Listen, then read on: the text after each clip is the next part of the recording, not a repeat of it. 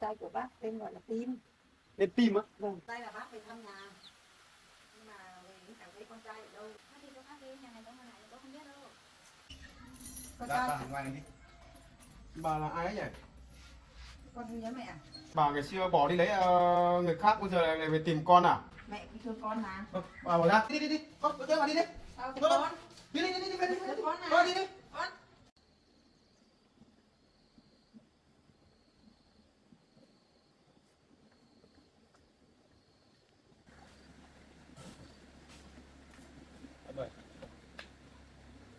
Anh quyết định rồi, dỡ cái tên này ra đi.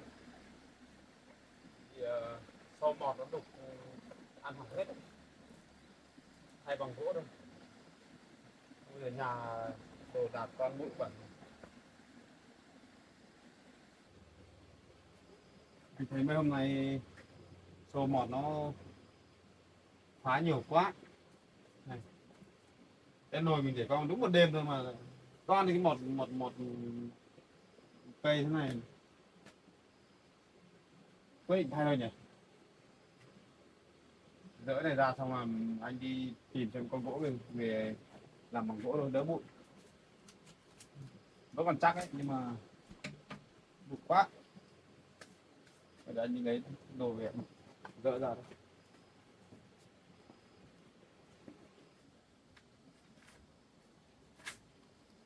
Đây, đeo khẩu trang vào. Bụi lắm. Em tránh anh hẳn. Làm mất bao nhiêu công.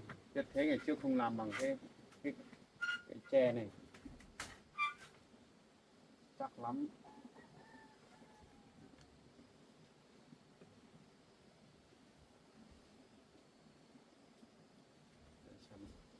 Cứu lại. Còn tháo cái này ra thôi. Hơi ra thôi.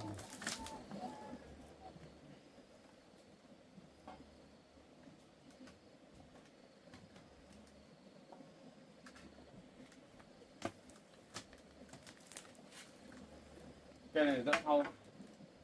Dỡ cái chân ra chứ. Mọt hết. Tiếc ta đấy nhỉ, làm rất là công.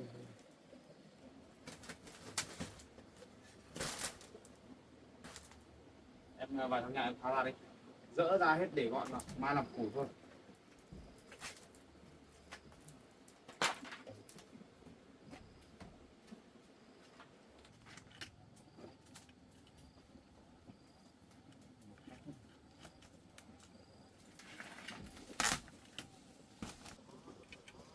Cái chỗ này cái anh chủ nợ trước nó cho người đập cái này hỏng hết rồi.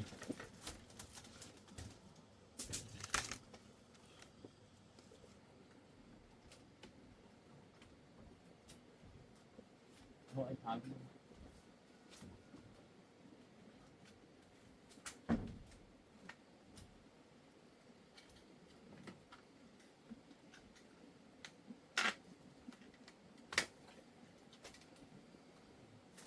À, em ơi, được vướng cái chỗ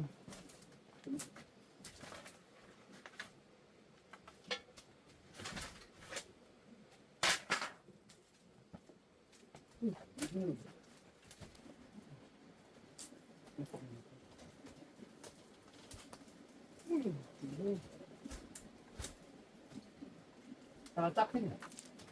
Cái mình đổ bê tông bị kẹp cái mắc cái chân như thế này. À, được.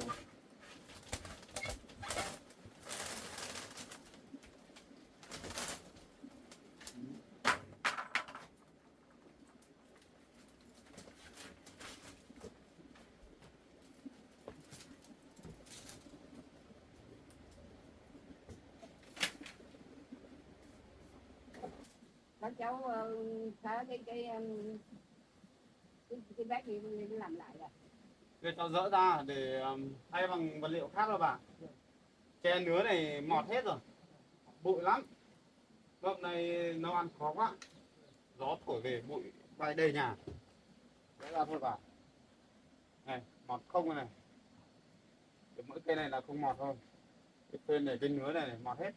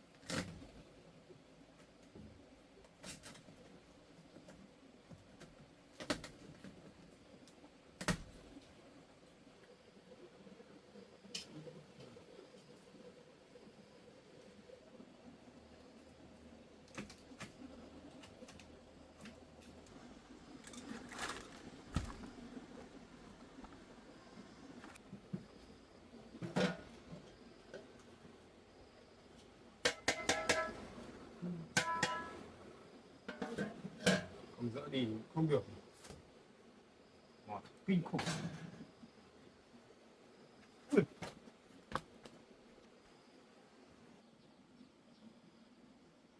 Em ơi, chạy nhá, có con rắn nhá.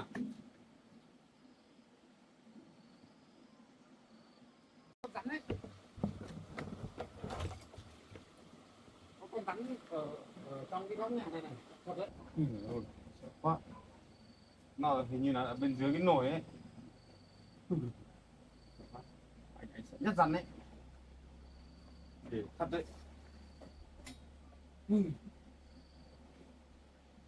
Tình hình này là dỡ cái nhà ra xong ở xung quanh rồi dọn sạch cỏ đi. Con rắn cổ đỏ đấy, to đấy chứ, sợ thật. Sợ quá. Thế mà anh ra đây anh làm cái này mà hẳn con rắn ở đây mà anh không thấy. Máy anh mà không bị nó cắn cho đấy.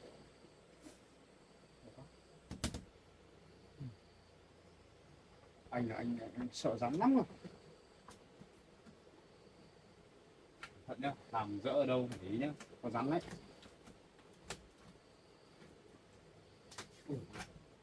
Tóc còn sau gáy của anh dựng hết lên cơ mà, sợ thật.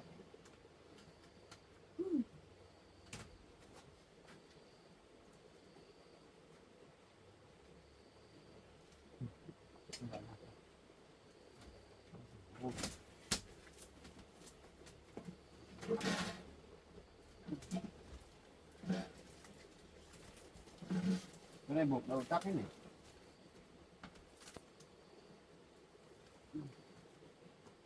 À,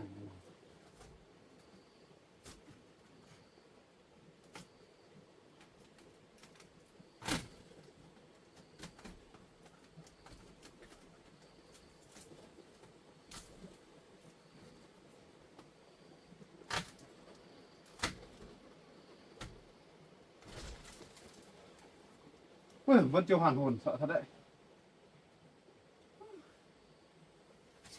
Cái này buộc ở đâu nhỉ?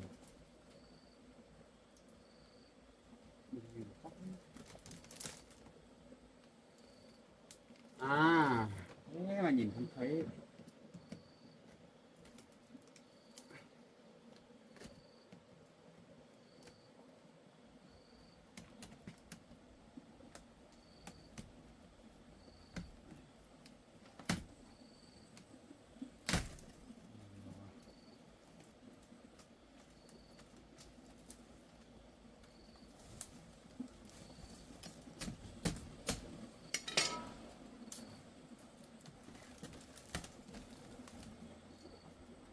Vội quá.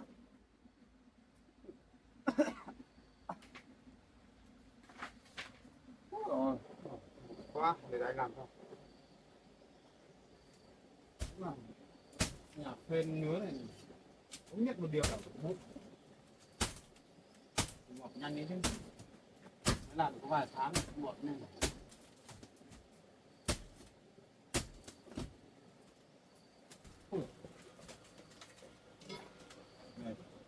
Lâu ngày không được dọn dẹp ở đằng sau nhà này, dập tùm lên, rắn rết mới nhiều này thôi.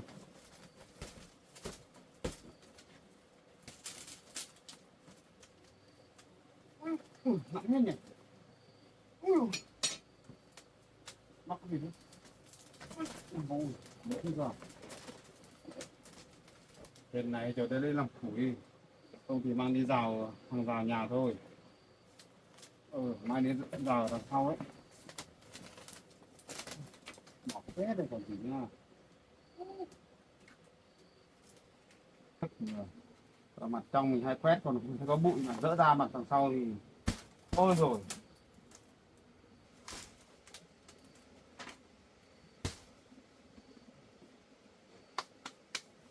nốt này đi. Này đỡ khó đấy nhỉ.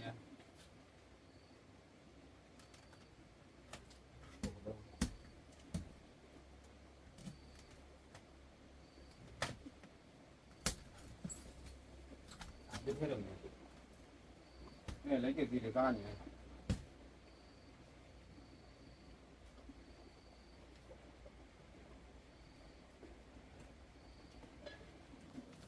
Chắc chặt đôi rồi nhỉ. Ép cưa lấy cái cưa đi. Cắt cho nó.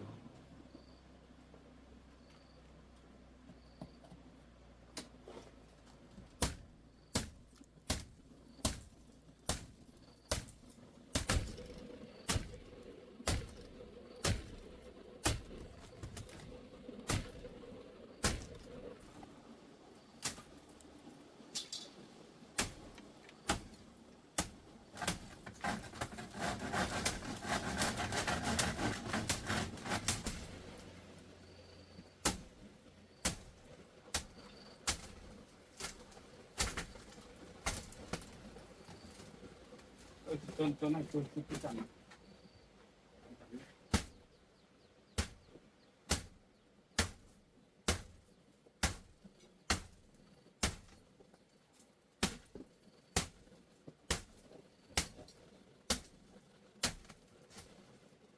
Sao chưa chắc không làm cái nhà mà việc đó tre này nữa, làm đi làm lại nhiều lần mất công lắm.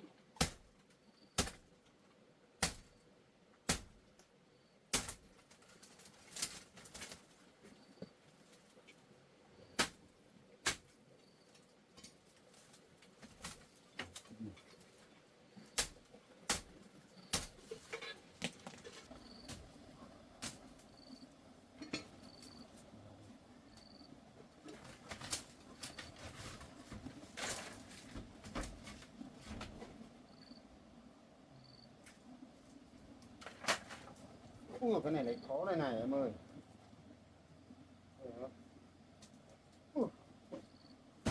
Với cái bàn này rồi. Thôi chứ. Đi vỡ bên này.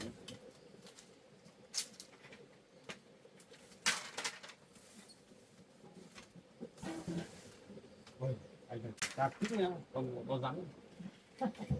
Nó sợ rắn lắm mà hả? Vâng. Làm cẩn thận không có. Mà cháu còn chưa sợ bằng ấy. Thế gặp rắn với con lươn là cháu sợ lắm. Bà không sợ rắn nào? Bà cũng sợ nhưng mà vậy. Không, cháu sợ lắm.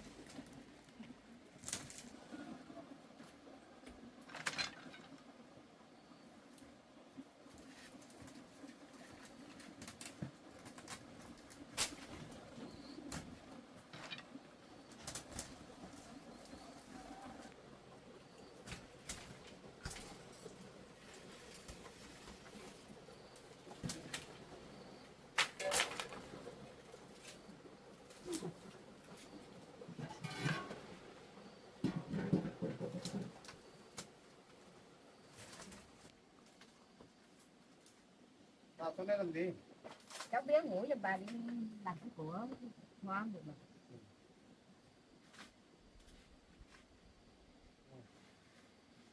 Nào bụng quá bà ơi. Đấy, dỡ ra xong ở đây nhìn nó thoáng hẳn ra. Giờ thiết kế thấp thấp thôi. Với lại dùng bằng gỗ thôi. Đỡ mọt. Xe thì cái này mọt lắm.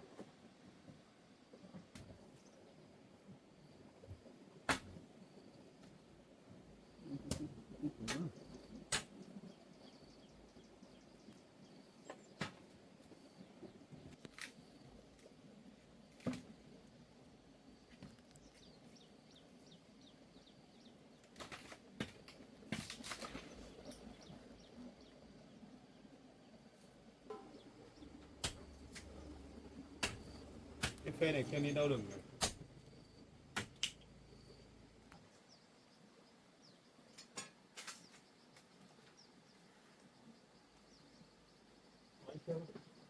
Cái ra ngoài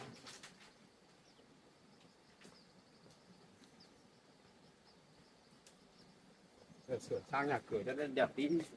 Mấy nữa mẹ của anh mà xem đến ngày cưới thì đẹp như luôn.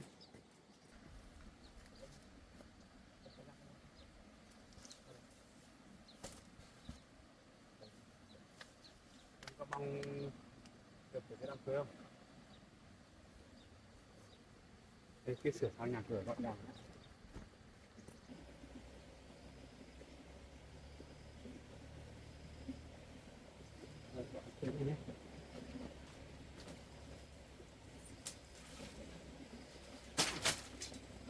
Luôn hai nhiều lắm nhỉ, một tấm một em ơi, có đấy. Ba để nhé.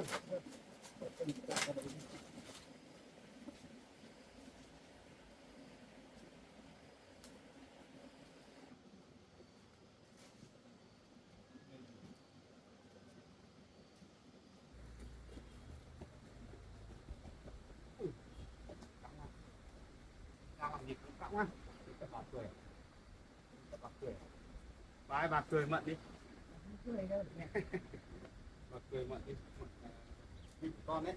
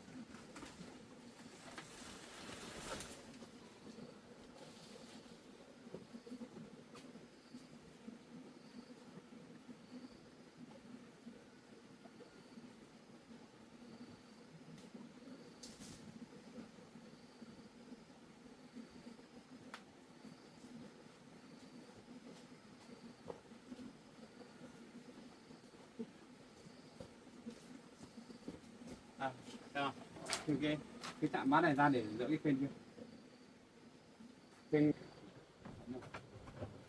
nặng lắm đấy. Kênh ra một tí nữa.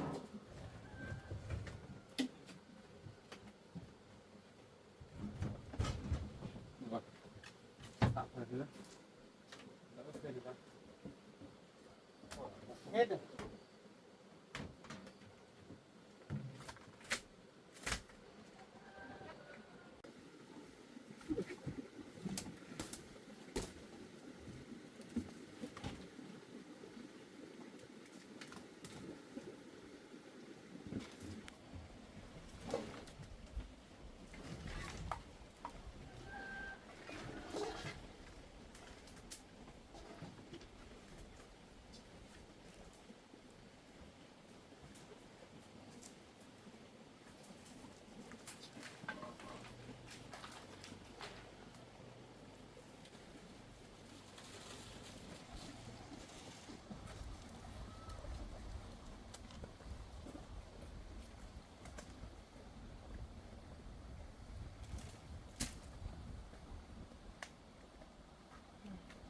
Hết rồi.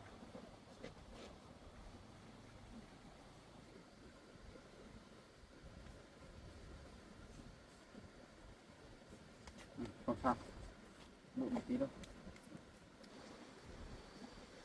Bây giờ giải quyết được một phần việc thì nợ nần của bố ấy thì thấy nhẹ nhàng hẳn.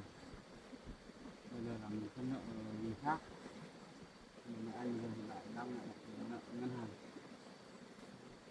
nhưng mà cái đấy không lo. Cái ngân hàng thì anh em làm đã gần rồi, làm nữa không ai khóa làm mình nữa. Mình có thể có cái năm cưới được, không ai làm phiền mình nữa.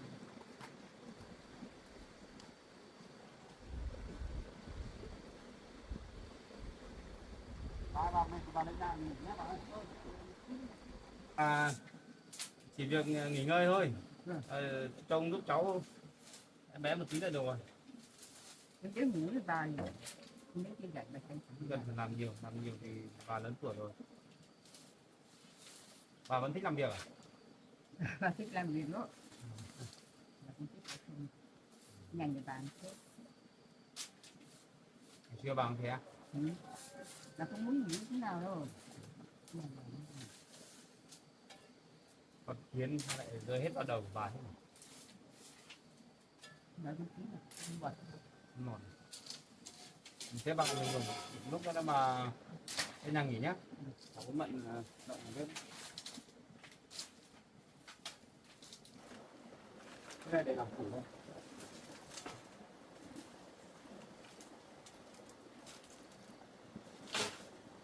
Cái này nó dọn ở dưới gần sàn này, may còn kê cao lên đấy, không này rắn lại ở đấy thì lắm đấy.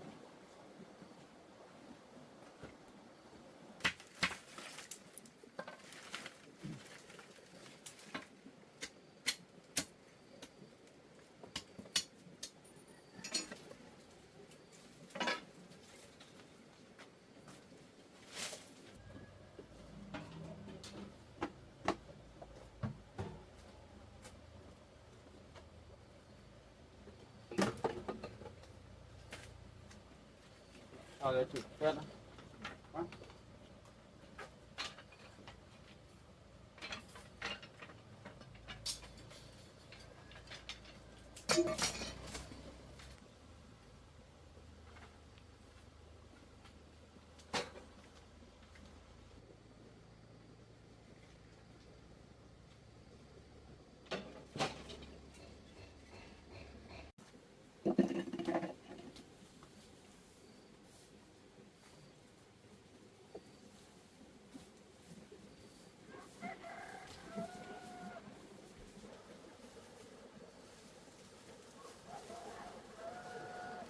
Cái này sợ lắm.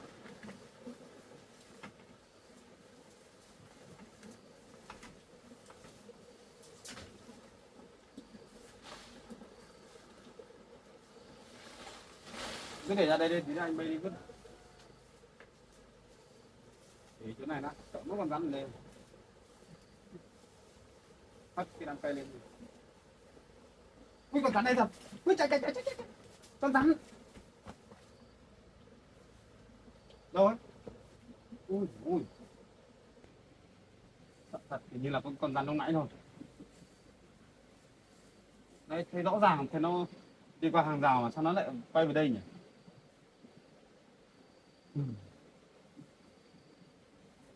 Để ý nhá. Em còn có ủng ấy. Anh không có ủng anh sợ lắm.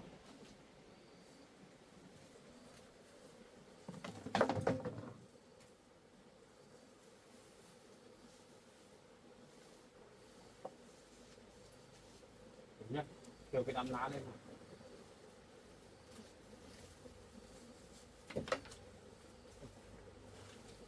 Quá đi cuộc.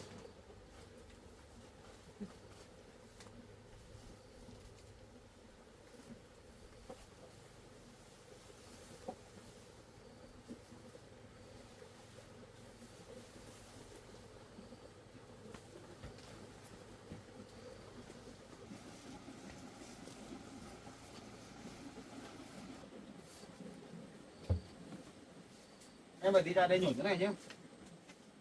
Đây, rộng quá. Tiếp, giờ phải làm cái nhà bếp khác đấy. Xung quanh nhà lúc nào phải phát cơ. Tuần phải phát 2 lần nha. Cái này mà trẻ con mà em bé trong đây chơi thì đập nắm thì rất là nguy hiểm.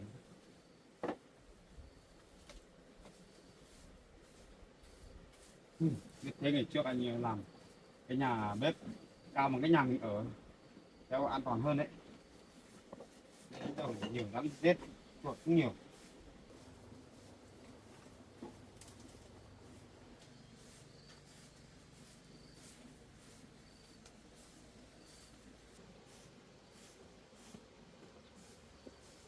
Quét qua rồi để nó gọi là sạch thôi. Thì anh nhìn lấy gỗ về mình phải làm thêm lần nữa.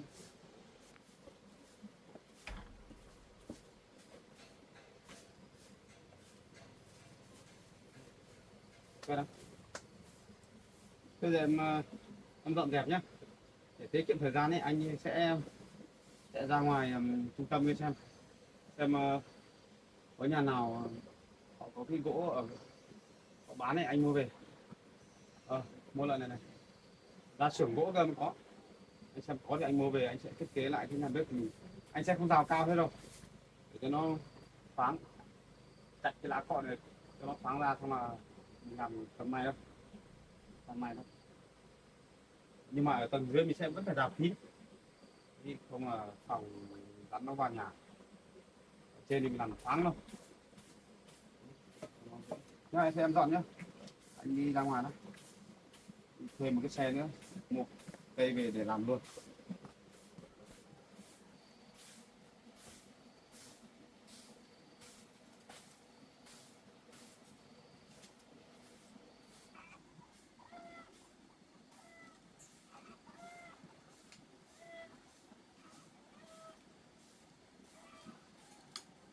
Hôm qua bà nghe cháu bảo đưa bố đi bà chạy tâm thần rồi, bây giờ bà không luôn nhiều nữa, không đưa bố về nhớ cháu với cháu bảo nữa. Bà cũng không luôn nhiều đâu, cũng mừng lắm rồi, mừng cho hai cháu lắm rồi. Không phải lúc nào bà bố cũng là đây nhớ hai cháu, bà cũng sợ lắm.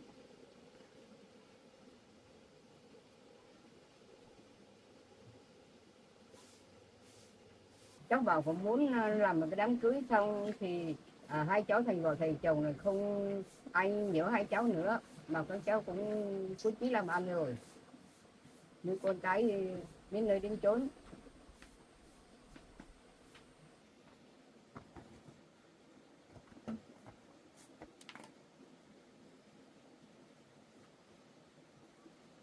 Bây giờ thì cháu không luôn nữa. Tiền thì mẹ cháu bảo là cháu bảo cũng không chết nên đã được tôi chủ nợ rồi, không cần nhớ cháu nữa, bà cũng thương cháu nhiều quá. Từ nay đi là không ai về làm phiền hai cháu nữa, tốt lắm rồi cháu ạ.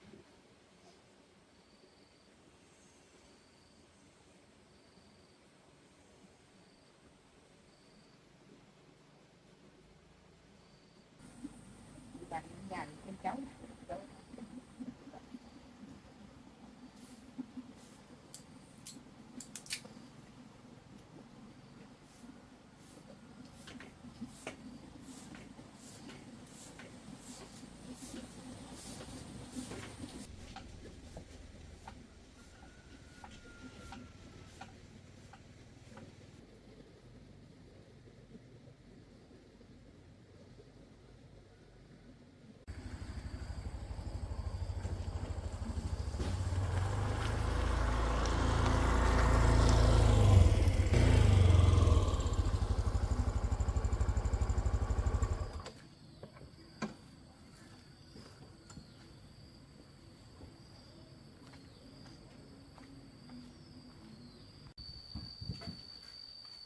Trái.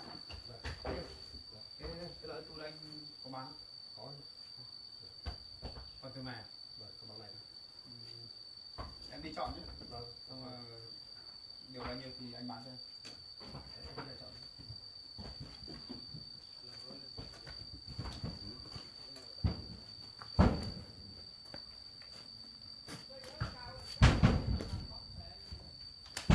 Nhiều mẹ bán cả nồi chơi dầu đấy, để bán dầm đấy. Còn muốn phải đi mua bóng dâm nữa, mua bóng dâm đấy. Làm sao thế nhưng mà giá lại không đông cái bán này nó là như thế đâu mà không mãi lúc nào bọn nó vào bốc Cho xe lên trên xưởng nhá. trong luôn. Cái xưởng trước mà anh chở cho đấy.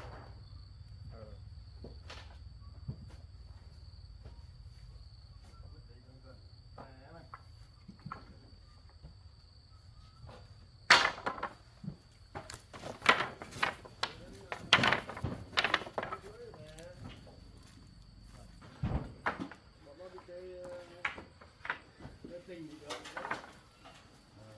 Còn đi chơi không như mình chơi. Còn ăn uống mà nhà nghỉ. Đấy tiền nhà nghỉ không lại đồ nướng đồ linh tinh đi cái đéo gì.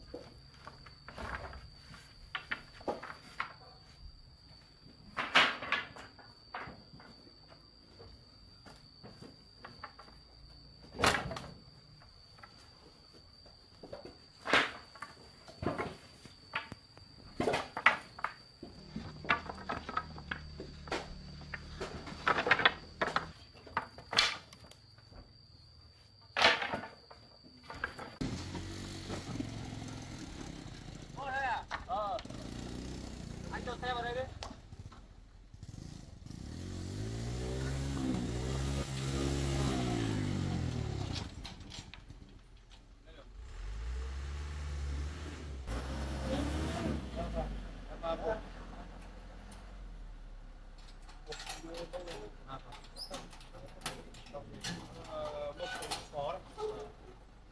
Anh cứ đi nghỉ cho em tí.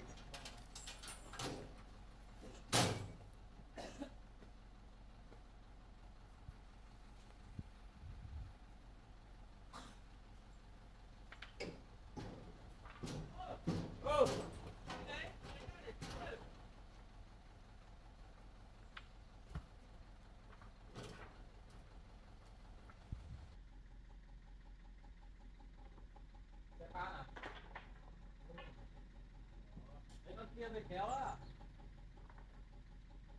đấy.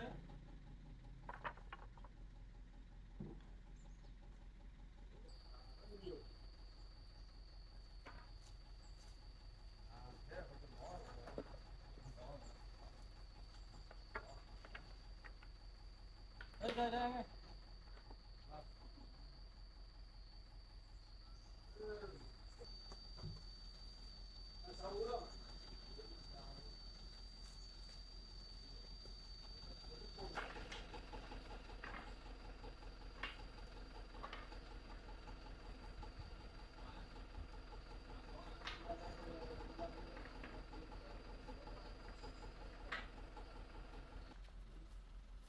Cái phương để đo không? Thế đo thôi.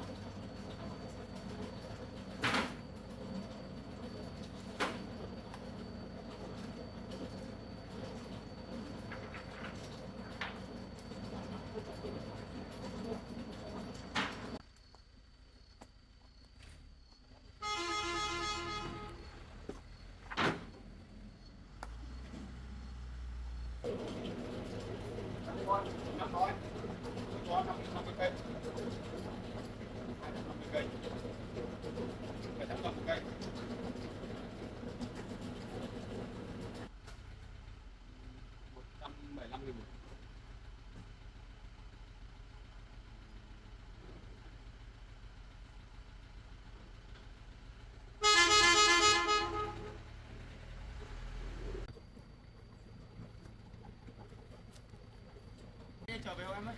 Vâng. Anh chở đến chỗ trước, anh chở cho em kia, anh cứ đổ ven thằng đấy nhá. Đổ ven ngay đường ấy. Hợp lý về em thất mang vào nhà. Bây giờ các anh chuẩn bị trước đấy.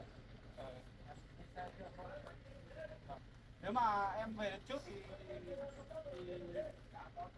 em hút xuống, còn nếu mà em đi sau thì anh cứ đổ xuống đấy nhá. Cứ đổ xuống đường nghe được không?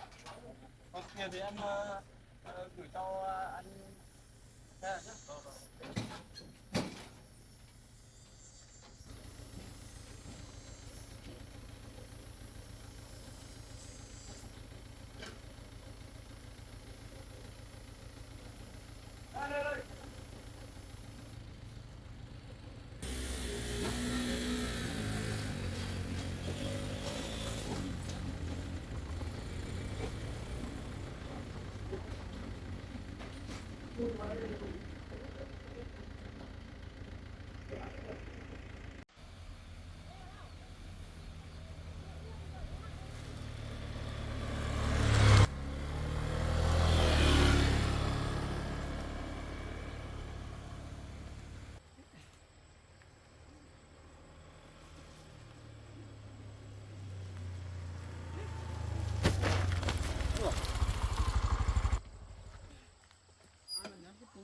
Mà xe mình này.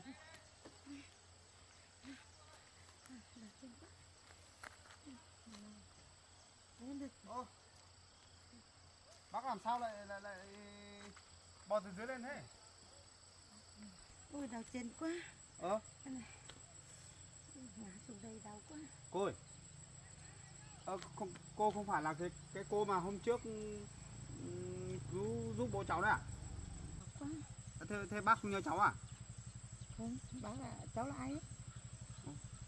Hôm cách đây 2-3 hôm nhỉ, là bác có giúp bố cháu mà ở cái nhà bác không phải là ở chỗ cái chỗ mà bác phơi cái ván bóc ấy phải không? À vâng, bác phơi bóc mà. Đúng bác đấy không? Đúng.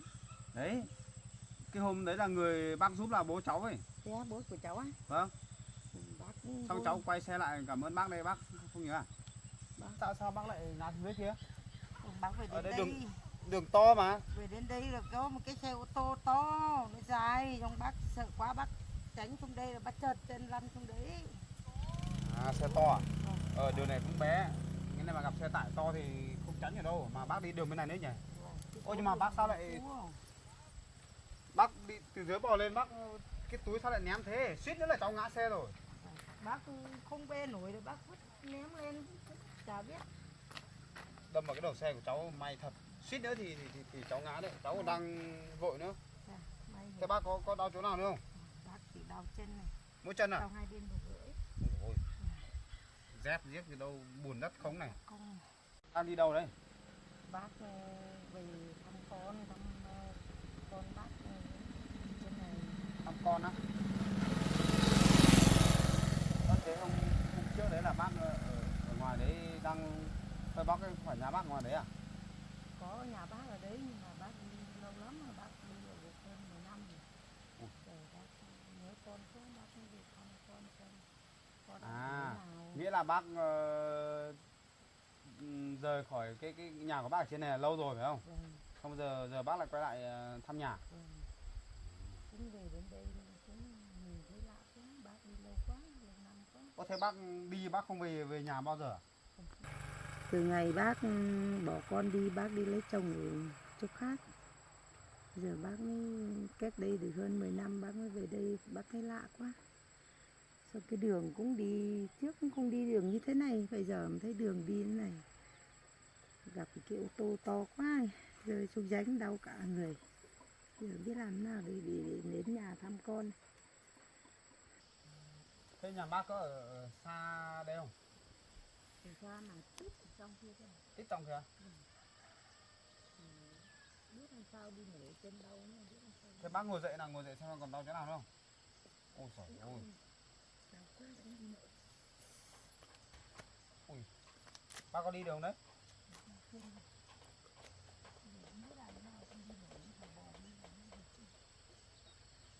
Cháu cũng đi đường này, nhà cháu ở trong kia.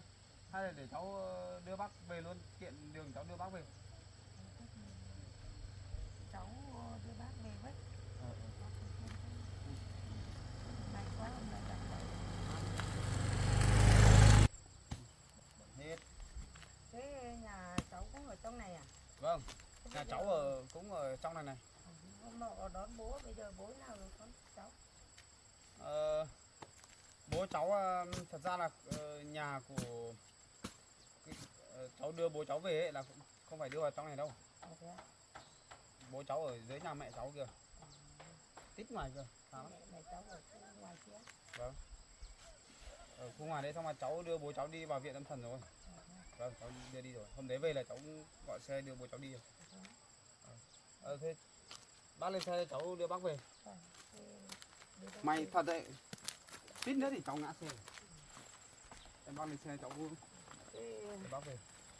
Phiền cháu quá. Bác đi thuê xe ôm ở kia về vào đến đây xong họ chê đường xa quá họ không chịu qua. Bác phải đi bộ.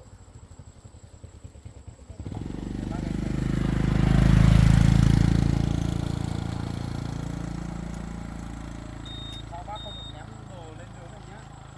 Có phương tiện đi lại trên đường bác ném này là bác gặp phải việc khác sao lạ đấy.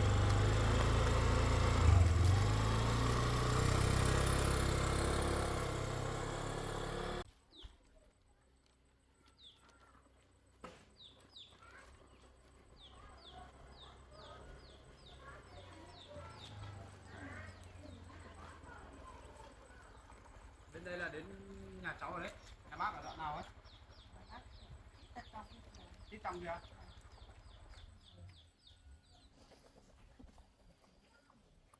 Thế bác có về được nhà không? Không về được. Nhà cháu ở đây rồi. Vâng. Thôi hay là bác lên xe để cháu đưa bác về nhà. Em thì Phiền cháu quá. bác lên xe đi. Ồ, cái dép kìa. Bác ngã cao này chắc đau lắm đấy bác nhỉ? Vâng, bác đau lắm. Mặt này giờ. Mặt lắm. Bác về nhá. Bác chỉ đường cháu nhá.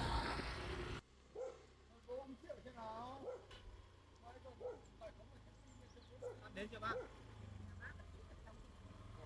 Bác xa thế.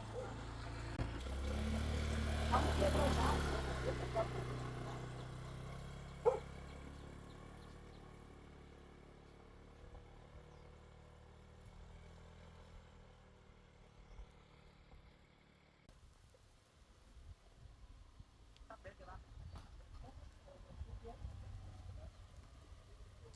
Đây á.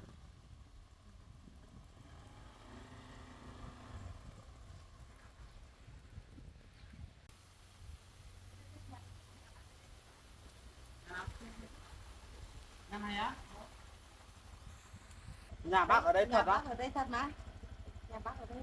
Nhưng mà bây giờ là Bác ơi, bác có nhầm đấy. không làm đâu, nhà bác ở đây ấy. Mà... Chính cái nhà này luôn. Vâng.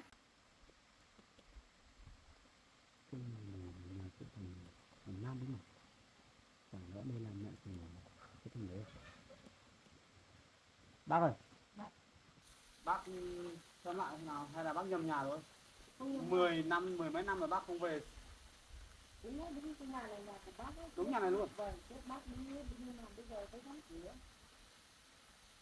Nhà này là nhà của hình như là cái nhà này là nhà có bác có một đứa con trai. Vâng, bác có một đứa con trai. Nhà của bác nhưng mà bây giờ thay đổi quá, bây giờ phải xây á. Cái gì khả năng là bác này là mẹ của thằng Tin kia rồi, cái thằng Nát đấy thế. Không biết là về nhà làm gì đấy.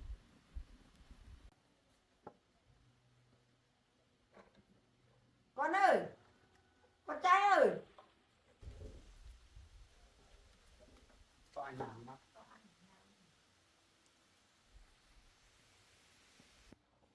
Có tìm ai đấy? Cháu là con dâu của bác à? Không, không phải đâu. Dạ chị. Vâng. cháu không phải là con dâu của bác, là cháu là ai? Là cháu là ở nhà của bác. Bác ơi, bác Nừng ơi, nhà này cháu mua lại từ một anh thôi, bây giờ không biết anh ấy đi đâu rồi. Đây, hay là bác nhầm nhà rồi? Hay là bác Nừng ấy? Không nhận được, bác vẫn còn nhớ rõ. Nhà này cháu mua lại mà. Trước bác đi Thế chị cho em hỏi là cái nhà này là chị mua lại từ người khác à? Ừ, mua lại từ một anh thôi, bây giờ không biết anh ấy đi đâu rồi. Thế hay là bác nhầm nhà thật rồi? không phải nhờ Cái bác. nhầm Rõ đã. ràng cái nhà là nhà bác, trước bác về nhà đây Chắc chắn không? chắc chắn nhà của bác. Hay là con trai của bác là bán đi đâu rồi? Bác không đi lâu lâu rồi, từ mười mấy năm rồi bác không đi về, bác đi thăm thăm rồi. Chị ơi, thế nhà này họ bán lâu chưa? Họ bán cũng khá lâu rồi. Thế á? Ừ. Bác ơi, hay là lâu ngày bác không về, bác nhầm nhà rồi, đây là nhà của họ thôi. Tiền nhà người khác là không được đâu, đi ra ngoài đi. Không nhầm đâu cho bác. Nhà này lúc trước bác đi. Thì chị ấy bảo là không phải nhà bác đừng ở đây nhiều để mà phiền nhà người khác ấy. Đi nhầm nhà rồi. Không thể nào mà nhầm được cho bác. Nhà này lúc mà nhà của bác ấy. Trước bác ở đây bác nhớ rõ lắm rồi, không phải là nhà của họ đâu. Nhầm hay không nhầm thì ra ngoài nói chuyện thôi. Nhà người khác đang có con nhỏ, mình ra đấy mình cãi lộn không được.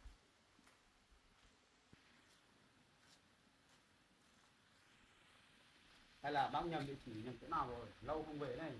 Không nhầm đâu cháu ạ. Bác không thể nào nhầm được cháu ạ. Trước bác là còn có cái nhà tìm kiếm đất này, còn có cái nhà bếp ở đây, còn cái đường rất là đi đường kia, bây giờ là đường bê tông, đường đúng chính xác không không sai đâu. Bác cố nhớ lại xem nào, hay nhầm nhà.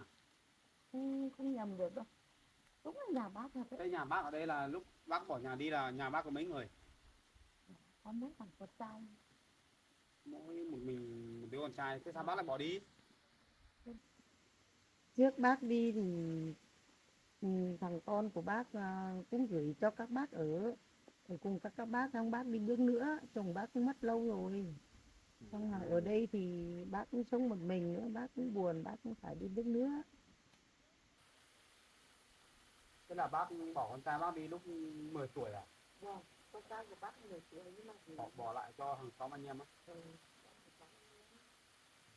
bác ở biết chồng của bác đi bước nữa. Bây giờ bác quay lại từ con trai bác. Thế cháu hỏi thế con trai của bác tên gì? Con trai của bác tên gọi là Tim. Tên Tim á? Vâng. Sao cháu bất ngờ thế? Cháu quen con trai của bác à? Không có gì đâu. Ý là cháu đang hộ bác hỏi xem có phải đúng nhà bác không thì còn vào nhận người nhà chứ. Cháu không biết ai đâu, không quen ai tên là Tim đâu. Vâng. Bác đi vào hỏi lại cái cháu kia xem. Hay là thế nào đấy chứ, hay là nhà bác bị con trai bác bán rồi? Cũng không biết được, bây giờ hỏi nó có bảo nhà nó bây giờ biết. Thôi bác ạ, cháu xin phép về đây, cháu chỉ giúp bác đưa bác về nhà bác thôi nhé. Còn nhà của bác nào thì bác tự hỏi, cháu đi về đây.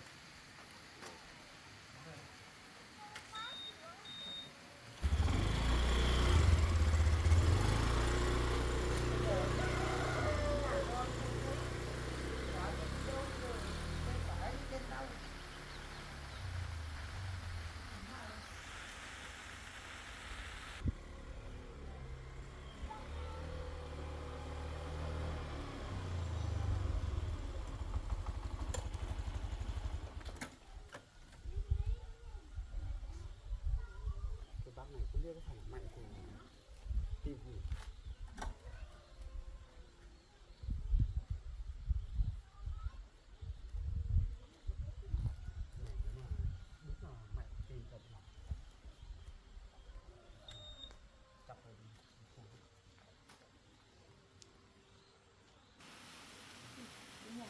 Nếu mà mình thật là con trai mình cũng bán các gì.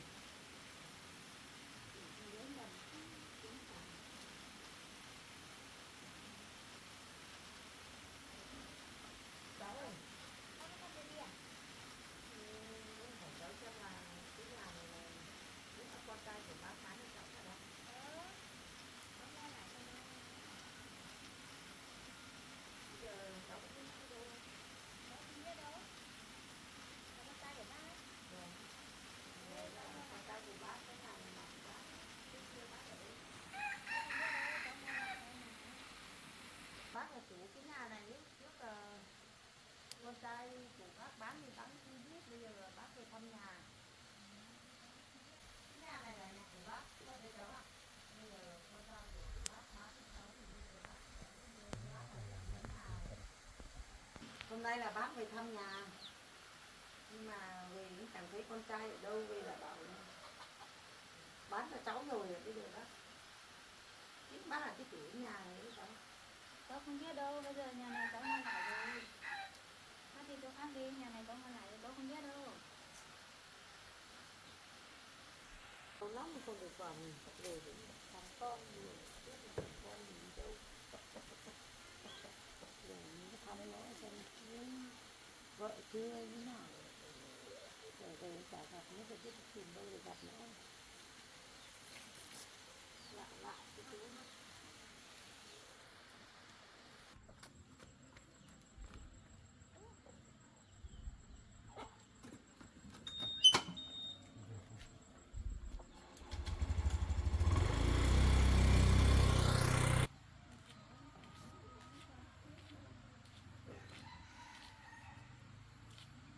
Bây giờ các cháu này, con cháu của mình đi lâu quá mình gặp nhận được ra. Đây, thôi được nhiều thôi. Nó là xây điểm là điểm bê tông. Trước mình đi qua tí rồi. Có nhà xây. Bây giờ không có ai ở nhà để hỏi con trai mình đi ra để không biết.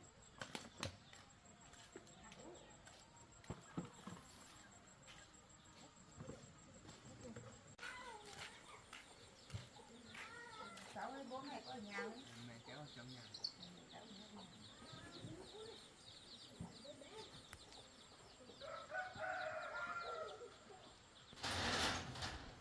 Nhà em. Má, Vâng. con phải bắt lên à? Vâng, bác mà. Con nhớ bác nha. Lâu quá thấy bác dùng hình nhớ nữa. Nhà ấy. Vâng.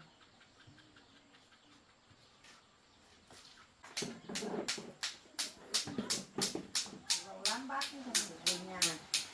Bác đi đâu mà lâu thế không thấy về nhà. Bác khó khăn quá, bác cũng đi làm thuê thôi. À. Vâng.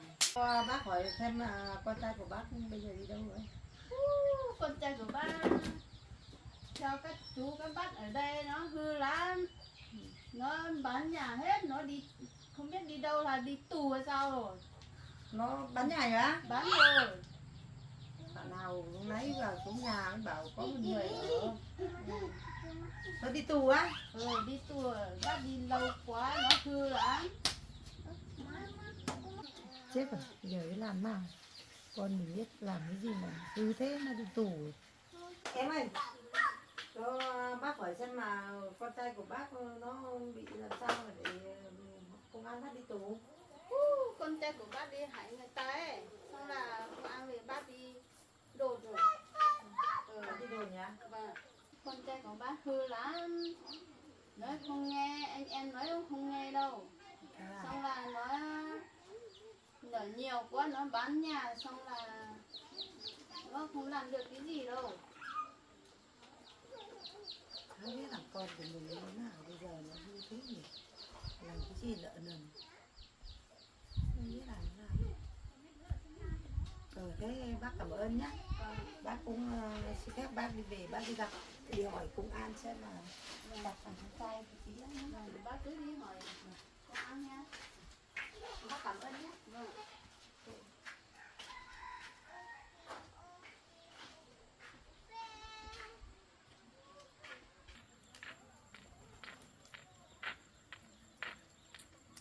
Bây giờ chắc đi lên gặp công an để xem con trai mình thế nào đó.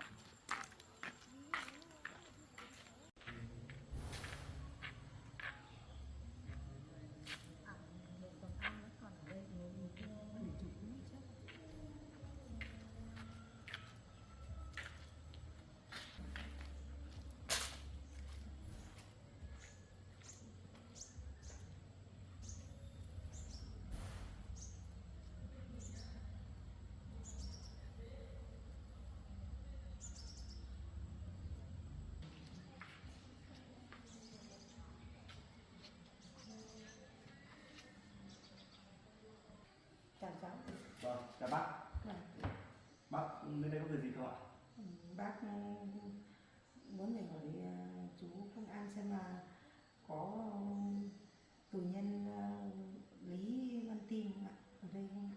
Lý Tim à? Vâng. Bên cháu có cấp trên lại trên cháu bắt Tim ấy thì bây giờ cấp trên nó lại chuyển xuống đây cho bọn cháu rồi. Bác là gì của phạm nhân Tim nhỉ? Bác là mẹ của Tim. Bác là mẹ Tim à? Vâng. Thế cháu chưa gặp bác bao giờ nhỉ? Bác cũng đi làm ăn xa, bây giờ bác cũng về nhà tìm không thấy con ở đâu. À đấy à? Vâng. Tim thì đi làm hại người khác ấy, rồi lại cũng nhiều tội lắm cho nên bọn cháu bắt giam lâu, ở bắt tù lâu rồi bác ạ. Không là bác cũng hỏi mấy người anh em ở gần bảo là cháu con của bác là đi tù rồi. Bác cũng hỏi chú công an xem là để cho bác gặp con trai của bác hay không. Nhưng mà bác có giấy tờ tùy thân hay không? Để cháu xem.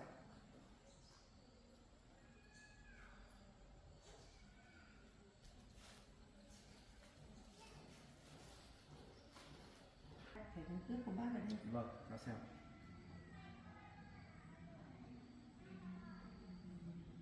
Vâng, thế đúng rồi. Thế là bác cũng là ở cùng khu vực tội phạm Tim mà. Vâng ạ, bác quê gốc của bác ở đây mà. À thế ạ. Vâng. Nhưng mà bác đi làm ăn xa lâu à mà Vâng. cháu Không. thấy gặp bác bây giờ. Vâng, bác cũng vì hoàn cảnh gia đình khó khăn thì bác cũng không có cái gì thì bác cũng đi làm thuê cách đây được hơn 10 mấy năm rồi. Bây giờ bác cũng về nhà nhưng mà về cũng không thấy con ở đâu. Dạ vâng. Bác cũng không biết tin tức gì.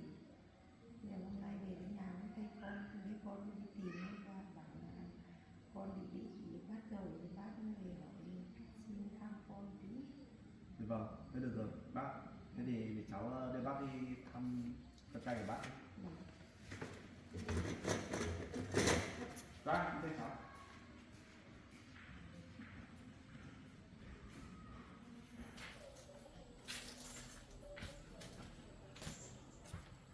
Đây bác, con trai của bác tạm nhốt đây bác.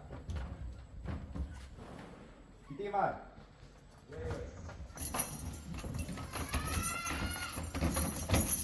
Tim ơi. Ra đây. Đây gặp này. Con Ra trai, ra ngoài này đi. Bà là ai ấy nhỉ? con không nhớ mẹ à? Nhìn bà rất quen nhỉ? Mẹ là mẹ của con là con. À, là mẹ à? Vâng, mẹ mà con, sao mà con nông nỗi này con? Giờ bà đi đâu về bây giờ mới mắc cái mặt đến đây hết mà mẹ. Đấy, Mẹ là mẹ của con mà con. cậu ở đây nói chuyện với Mẹ bác đi. cũng khó khăn mẹ mới đi làm ăn mà. Giờ Khó khăn gì mà bỏ con từ nhỏ đi thế này. mẹ cũng có lý do riêng của mẹ con mà.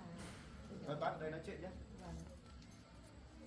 Mẹ có lý do riêng của mẹ bây giờ biết làm. Mẹ biết đi bây giờ biết đi bao nhiêu năm rồi, bây giờ mười mấy năm rồi giờ mới về đến đây à? Vâng. Mẹ cũng nhớ con mẹ mới về mà con. Nhớ thì ngày xưa đã về rồi, bây giờ đi mười mấy năm rồi mới về, nhớ cái gì mà nhớ. Bà ngày xưa bỏ đi lấy người khác, bây giờ lại về tìm con à? Mẹ có bỏ đâu con, mẹ cũng đi làm ăn mà chả qua khó khăn quá mẹ cũng không về nhà được nhưng mẹ vẫn nhớ con mà. Bỏ đi mấy năm, hơn chục năm nay còn cái gì mà nhớ cái gì? Mẹ cũng thương con mà. Bà bỏ ra. Mẹ cũng xa rồi, mẹ bỏ con đi thì cũng xa rồi nhưng mà dù sao chăng nữa cũng là mẹ của con mà con. Con cái gì? Sao con đến nỗi Thôi bà đi ra, bà khỏe mẹ của tôi đâu? sao mà con nên đến nỗi thế con? Đấy là việc của tôi, mẹ và việc của bà đâu? Có người mẹ nào mà bỏ con đi biên Việt mình mấy năm mà bây giờ đùng một cái về nhận con đâu? Không có ai đâu. Mẹ cũng là lỗi lầm của mẹ con ạ, mẹ cũng thương con mà mẹ có Lỗi gì thương con thì ngày xưa bây giờ mẹ đi biên Việt đến đây còn có bao giờ về thăm con bao giờ chưa? Nhưng mà bây giờ mẹ vẫn nhớ con, mẹ vẫn Hay không nhớ gì hết đâu. Tốt nhất bà đi về đi. sao lại nông nỗi thế con? Đấy là việc của con. Con là con, bây giờ con cũng lớn rồi, con là sao mà làm như thế, con không thay đổi của con con phải chú ý làm ăn chứ. Thì bán cả nhà cả cửa, đến nãy mẹ đi tìm nhà cũng bảo con bán rồi. Nhà con tôi bán thì kệ chứ liên quan gì đâu đến bà đâu mà. Nhưng mà bây giờ lấy những nhà đâu mà ở con. Thiếu gì chỗ ở gầm cầu kia, ngoài đường kia mấy nhà hoang kia. Thiếu gì chỗ ở. Nhà không bán thì lấy tiền thằng này mà lấy tiền đâu mà tiêu nhỉ? Mình phải cố gắng đi làm chứ con. Làm gì? Mình không có gì mình cũng phải đi làm ăn mình mới có chứ. Đây thằng này chả cần đâu. Làm cái gì? Bây giờ Có gì bán hết. mỗi cái nhà con cũng bán rồi, bây giờ lấy cái gì mà ở, mà ăn mà ở. Bảo rồi gầm cầu kia nhà hoang thiếu gì chỗ ở mà còn gì nhà gì giết kia ở nhỉ? Bây giờ con cũng lớn rồi con à, bây giờ con Thằng này chả cần đâu, lớn thế thôi. đi Không cần. lấy vợ con về. Vợ con gì tầm này không có vợ con gì đâu. Liên quan gì đến bà đâu. Con sao mà càng lớn càng hư nhỉ? Đi bỏ đi mình mấy năm bây giờ về đây đừng đùng thì về đây làm như kiểu tôi... Mẹ biết là mẹ sai, mẹ đi bước nữa nhưng mà mẹ vẫn thương con mà con. Bỏ đi mình mấy năm trời rồi, có tay gửi được cái nghìn nào về đâu. Mình mấy cái Tết rồi có thấy cái mặt mũi của mẹ về đến đây bao giờ đâu. Phải giám đốc đâu mà đi làm như kiểu... Thôi con ạ, bây giờ đừng trách mẹ nữa. Không trách sao được, bỏ đi mình mấy năm rồi. Mẹ biết mẹ sai rồi nhưng mà mẹ vẫn thương con, mẹ vẫn nhớ con, mẹ vẫn về mà. Về bây giờ mới về bắt cái mặt về, mình biết bao nhiêu năm cho mình mấy năm rồi. Biết là thế rồi. Bỏ đi làm thôi đi, bỏ đi bảo đi làm thôi đi lấy chồng. Thương cái gì, mười mấy năm chưa thế về đâu. Cô tốt nhất bà đi về đi. Bây giờ con cố gắng cải tạo được mấy năm rồi ấy. Bây giờ con chuẩn bị được ra tù chưa? Ra tù không ra tù thì chả liên quan đến bà đâu. Ở trong này chả tốt hơn à? Sao mà con nghĩ quẩn thế con? Đấy là việc của tôi không phải là việc của bà đâu. Con phải cố gắng chứ con không phải làm như thế. Thế thôi không cố gắng hết đâu. Từ ngày xưa bé bây giờ khổ nhiều rồi, không cố gắng gì nữa. Không liên quan đến bà thôi đừng có nhắc đến. Thế con làm như thế mẹ mất hết hy vọng. Con định ở như thế này suốt à con? Hy vọng cái gì đâu. Nếu mà có hy vọng ngày xưa mẹ đã không bỏ rồi. Bà biết là lúc bé tôi khổ thế nào không? Mà bà còn về đây giải thích à? Không thì tôi đuổi về bây giờ. Thôi bà về đi. Thôi con ạ, bớt giận đi con. Bây giờ đây cầm cái giặc rùi này thôi bà về đây. Đằng này. Rồi người làm phiền. Thôi đi. Thôi con nhớ bà đi đi. Sao thế Thôi con? Đi về đi. Con mà. Thôi đi. Con. Thôi đi về đi. Rồi làm phiền người ta nhỉ.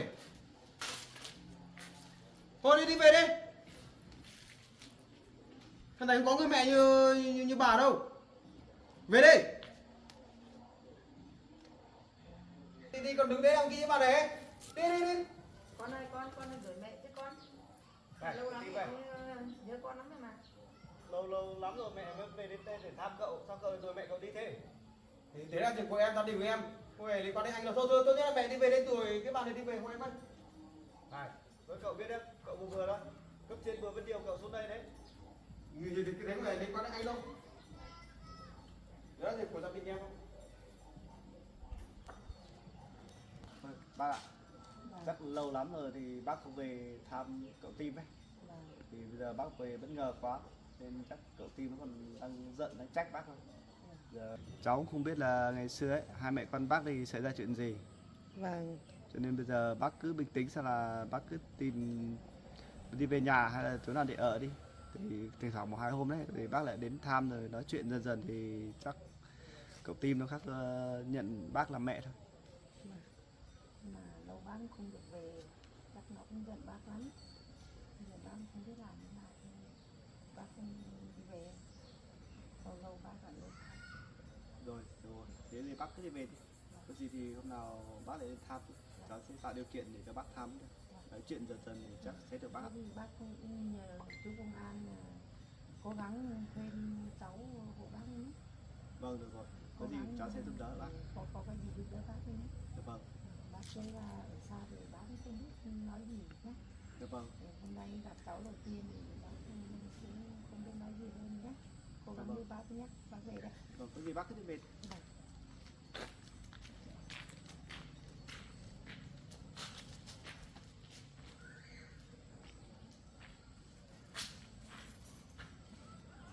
Này cậu Tim ơi, cậu không được thái độ thế đâu nhá.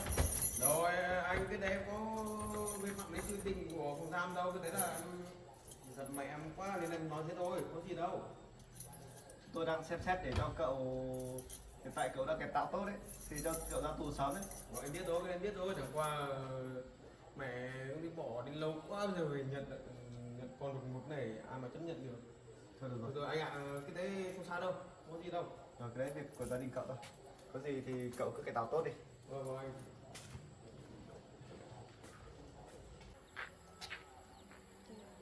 Biết làm thế nào nhỉ?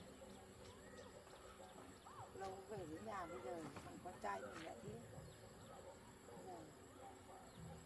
Cái tưởng nó có con, có cháu, nó có vợ rồi, bây giờ nó là thế, bây giờ tối nay chẳng biết chuyện ở đâu, nhà nó không bán mà. Thôi bây giờ mình nhờ các bác.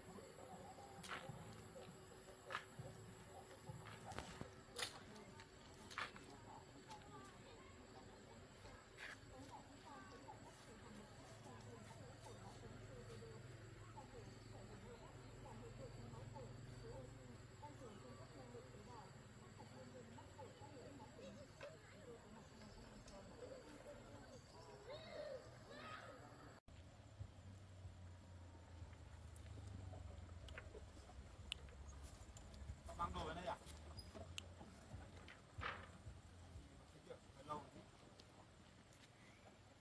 Bỏ. Bác đi á. Để anh bác. Bác bỏ nó vào nhà không có chuyện gì nói.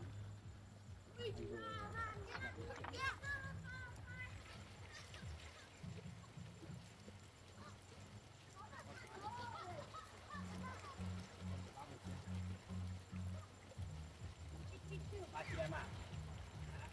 Ba chị em à? Chờ mẹ chờ bố đấy. Chờ mẹ á. Em đứng đây chờ mẹ nhá. Ôi lớn.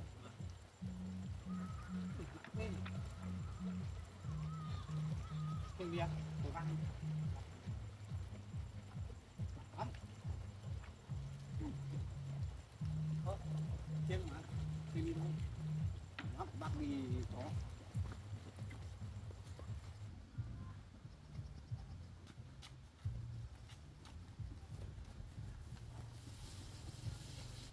Cái để đây.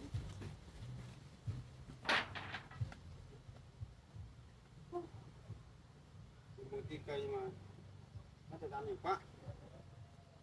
Bảo với em bé đâu? Cái nhà.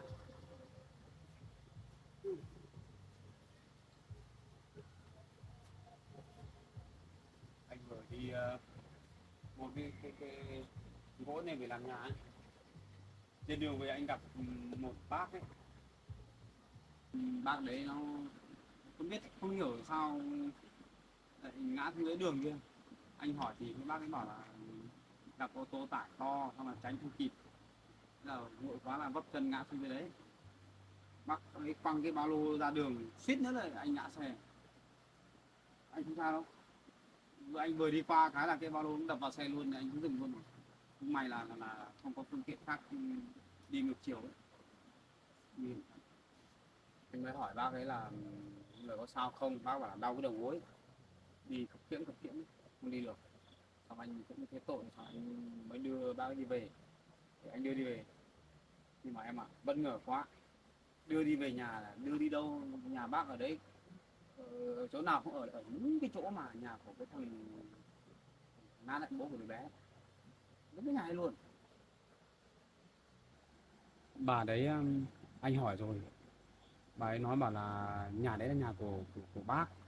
Xong là bà ấy bảo là mẹ của Tim ấy.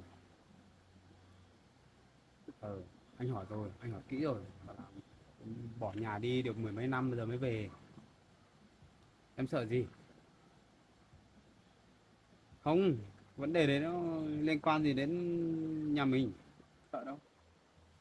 Em mà sợ cái thằng Tim nó về lấy con đi á.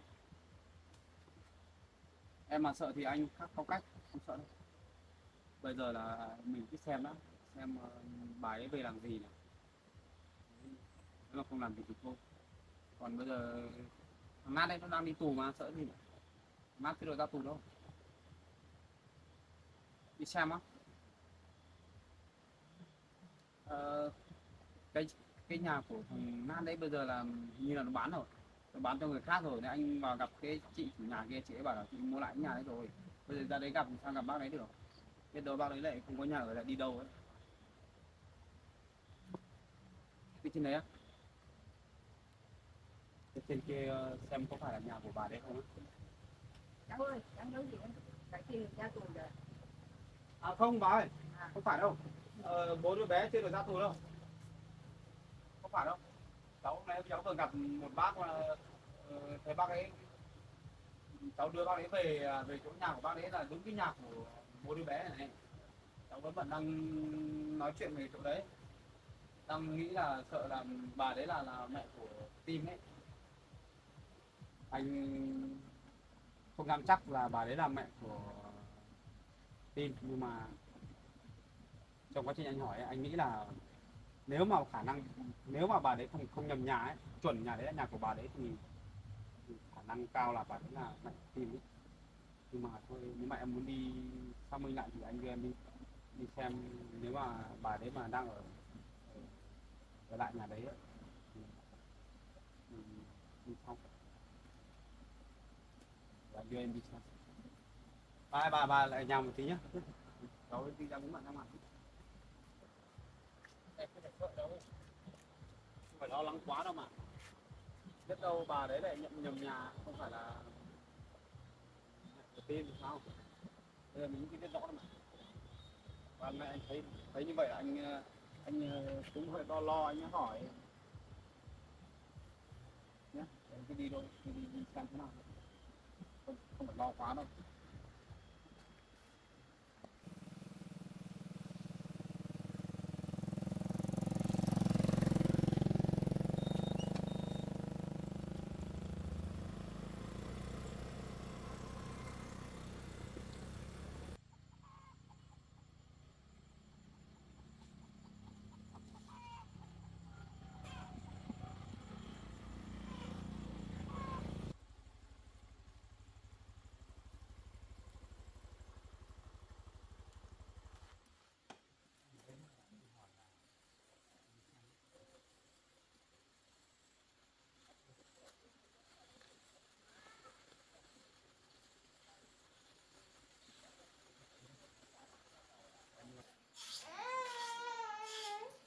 Anh chào chị. Chị ơi cho em hỏi cái bác hôm nãy vào đây hỏi nhà ấy, bác ấy đâu rồi? Không thấy đâu, lúc nãy hỏi xong đến giờ không thấy về nữa đâu, chắc đi rồi, Không quay lại đâu gì? không thấy quay lại đâu. Em cảm ơn chị nhé. À,